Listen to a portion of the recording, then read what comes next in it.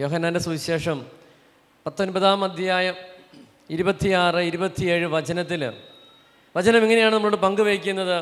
യേശു തൻ്റെ അമ്മയും താൻ സ്നേഹിച്ച ശിഷ്യനും അടുത്തു നിൽക്കുന്നത് കണ്ട് അമ്മയോട് പറഞ്ഞു, സ്ത്രീയെ, ഇതാ നിൻ്റെ മകൻ. അനന്തരം അവൻ ആ ശിഷ്യനോട് പറഞ്ഞു, ഇതാ നിൻ്റെ അമ്മ.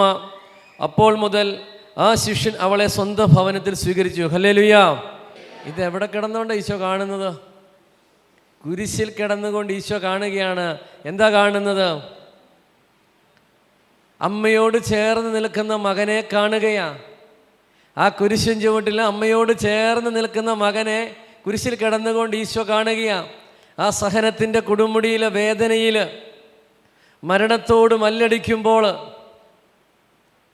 അവസാനം ആ ഈശോ പറയുകയാണ് യോഹന്നാനോട്, ഇനി മുതൽ ഇതാണ് നിൻ്റെ അമ്മ. ആ അമ്മയോട് പറയുകയാണ്, ഇതാണ് നിൻ്റെ മകൻ. ആ അമ്മയെ ഈശോ നമുക്ക് ഓരോരുത്തർക്കുമായിട്ട് നൽകി അവിടെ വെച്ച്. ഇനി ഇതെൻ്റെ അമ്മയല്ല, ഇത് നിങ്ങളുടെ ഓരോരുത്തരുടെയും അമ്മയാണ്. നിങ്ങളുടെ ഓരോരുത്തരുടെയും അമ്മയാണ്.